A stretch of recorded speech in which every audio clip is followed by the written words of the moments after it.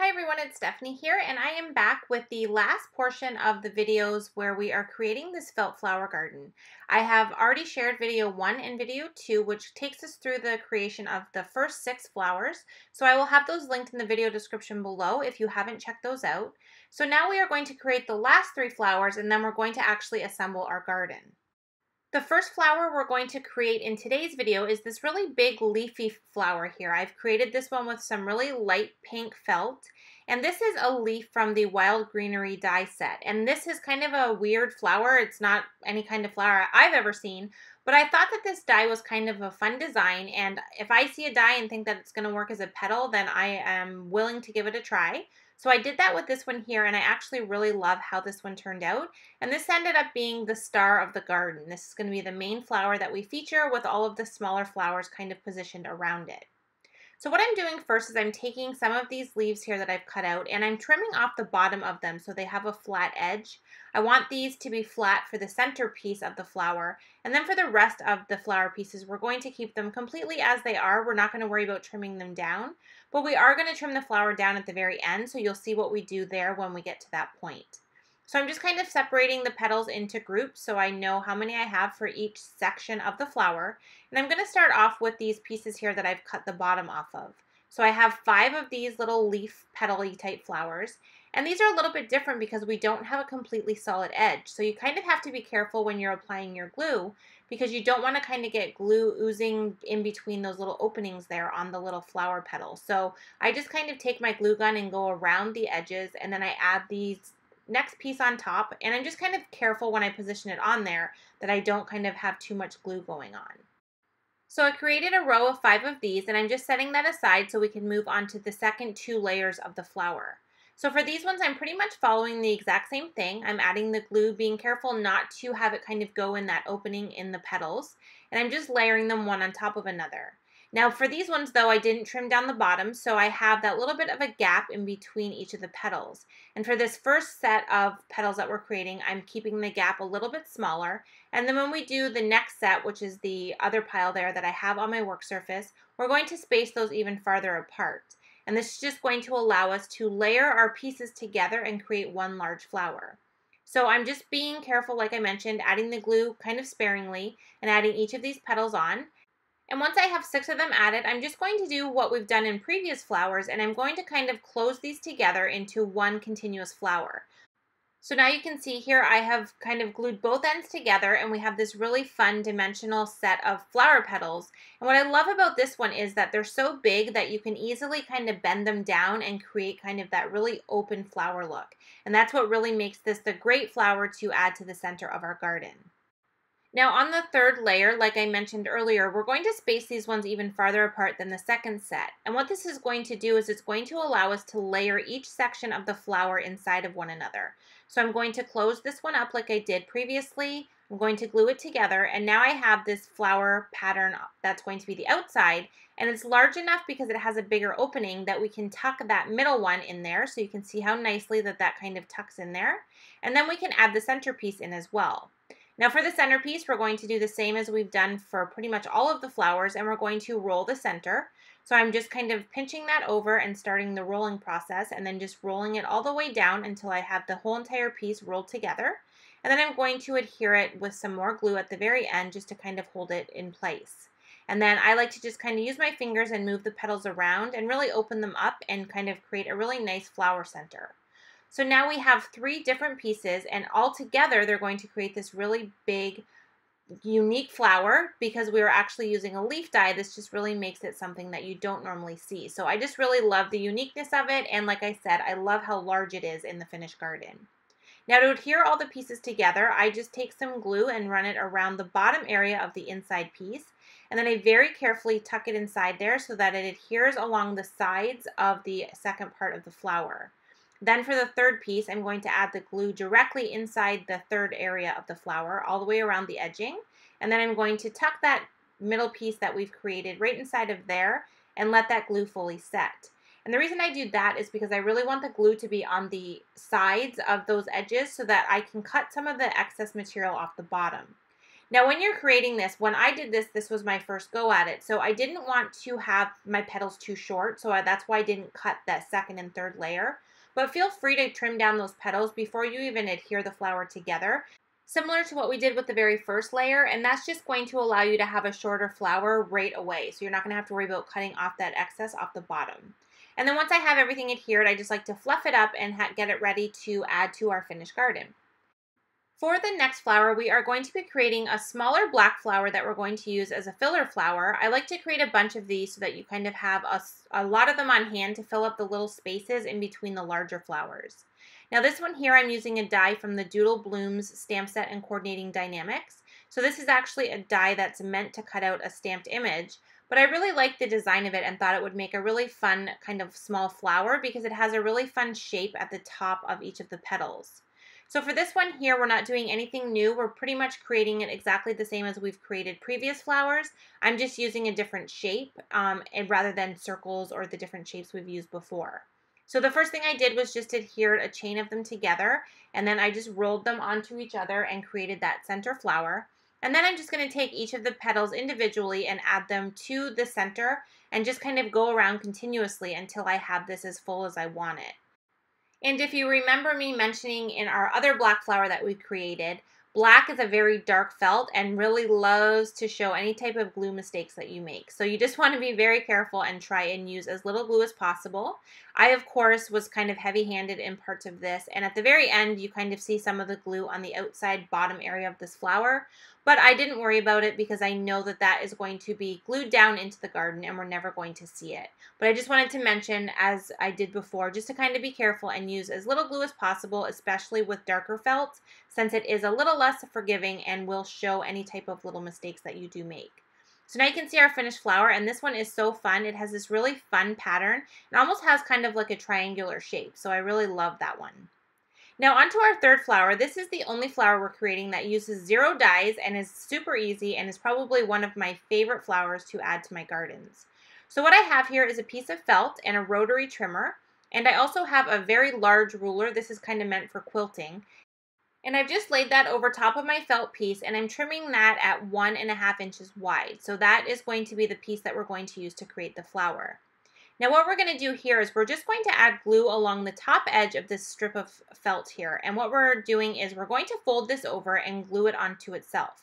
So we're going to just very carefully kind of line that up and push down onto the area where we've added the glue and make sure that that's fully adhered. And then we can go ahead and add glue to the second side of this and do the same thing. So we're just going to push this together and make sure that it really adheres down. Now if you find it takes you a little bit longer to kind of line everything up, just put a little bit less glue at a time before you fold everything over. So you can just do it in smaller sections if you find that your glue is drying before you're able to fully adhere this. Now what we're going to do is we're going to cut little tiny notches all the way down this. And to do this, you just want to make sure that you're on the side where the loop is. So you don't want to be cutting on the side that we added the glue. You want to be cutting on the other side where it kind of loops over. And you're just going to take your scissors and go all the way down this entire piece. Definitely not this fast. I kind of sped this up to get through it a little bit quicker. But once you're done, you're going to end up with this strip of felt that has glue along the bottom holding it all together and has all these really fun little loops on it that are going to create this really fun loopy flower. And by now you should definitely be a master of rolling your felt on top of itself because we've done that pretty much on every flower. And that is all we're going to do with this one. This is literally just creating this loopy piece, and then we're just going to roll it continuously until we've rolled the entire piece up into one flower shape. So I like to roll a little bit of it before I add any glue just to kind of loosen up that felt and know that it's going to roll easily. And then I add a tiny bit of glue at the very top part and I start the rolling process. Now I definitely recommend doing this in little pieces. Don't add too much glue at once. Not only will it possibly dry if you don't roll quick enough, but it can kind of get in the way and you end up accidentally putting your fingers in it. Ask me how I know. And then you end up with a big mess and burnt fingers. So I definitely recommend kind of just taking it slow and adding a little bit of glue at a time. And then just keeping that flower rolling along as you go. Now you can hold this however is comfortable for you. I like to kind of flip it over and add the glue and then flip it upside down and roll it towards me. But you can do this any way that you find comfortable until you have the entire piece completely rolled onto itself. And that's it for creating this flower. It is so super easy, and it's, like I mentioned, one of my favorites. It has a really flat bottom, so it's awesome for gardens or any type of horizontal felt flower things that you're making where you kind of want to have stuff relatively flat. And it has a really fun design and is so super easy to create. So let's go ahead now and take a look at all of the flowers that we've made because we've reached the end of the flower creation process. So we have our fun loopy flower. We have a really big leafy flower. We have the tiny little black flower that has the fun-shaped petals. We have our two pink flowers that we've created with the geometric greenery dies that kind of look like nice kind of pointed petals. We have this really long, fluffy black flower that we don't end up actually using in the garden. We have our two white flowers that we've created with the circle dies, both half circles and full circles. And then we have our two pink flowers that we created at the very beginning with circle dies as well. So now we have this really beautiful arrangement of different pinks, whites, and black flowers that we're going to use to create our finished garden. So now it's time to create our actual garden. And if you like to garden but don't like to get your fingers dirty, then this is the type of gardening for you. You're going to start off with a clay pot. So this is actually a clay saucer. And I picked these up at Michael's. And the ones that I use normally are 5.5 inches in diameter. I like to paint mine, so this one here I painted with black paint, and then I like to add a sealer over top. So I use just a Krylon clear kind of setting sealer, and that just kind of protects the paint so that it doesn't kind of chip or have any kind of damages to it. Once I have the pot painted and we've sealed it and it's ready to go, I like to use Spanish moss to kind of fill the bottom. I don't use a lot of it because the flowers fill most of the garden, but I do like to have enough in there so that when you see any of the open spaces, you kind of have this little filler detail to really make it look like a garden. So I take a piece of that and I kind of just fluff it around and move it until I'm kind of happy with it. And I always have my scissors on hand because I'm one of those people that does not like the little stray pieces. I like the look of a garden, but I'm a perfectionist. I like everything to kind of be where I want it to be, and I don't like it being unruly. So I trim it constantly and cut off little pieces that I don't like where they're kind of hanging out. And then I'm just going to kind of speed through this because it took me a while, which it always does. I just kind of take all of the flowers and I move them around and kind of figure out what's going to fit where, what's going to tuck under, what's going to kind of go over top, where I want the larger flowers versus small flowers. So this usually takes me a bit of time to kind of figure out exactly how I want to position everything in my garden.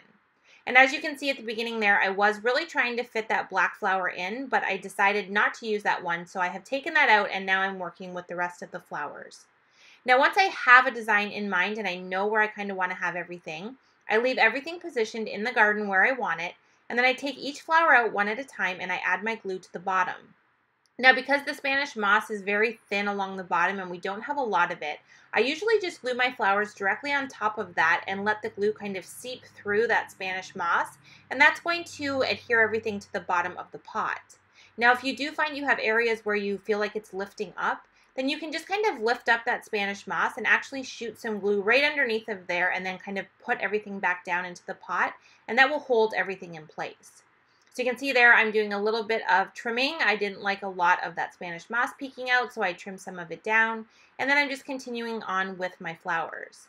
Now I like to maneuver the different petals so I have some tucked under others and have some kind of over top. So you can kind of do whatever makes you happy. If you like the more messy, organic look of a garden, then just kind of go ahead and put everything in there. But if you're more like me and you kind of want to have a little bit more control over everything, then just take your time and move things around and know exactly where you want them before you actually glue them down.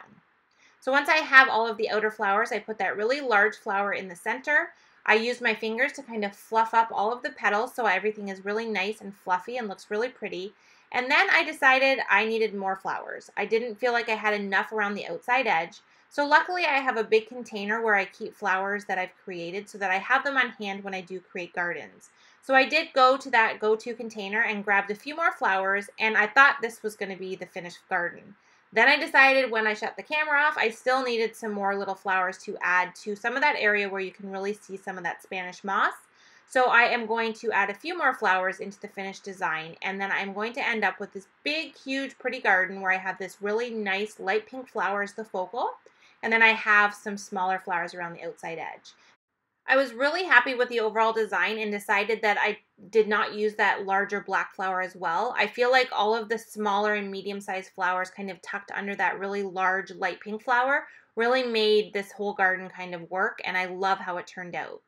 So I just want to say thank you so much for joining me for these 3 videos. I know that they were long and there was a lot of stuff kind of going on in them, but I had so much fun creating this garden with you guys, and I hope that you will give it a try and try and create some of these felt flowers.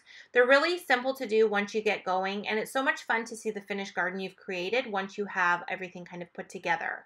So to finish off this video series, I would really love to give away this felt garden to one of you. So if you're interested at all in winning this finished garden that we've created throughout these 3 videos, please leave a comment on this video by next Friday, so September 29th, and I will announce a winner and send this out to you. So thank you so much for watching, and I will see you in another video soon.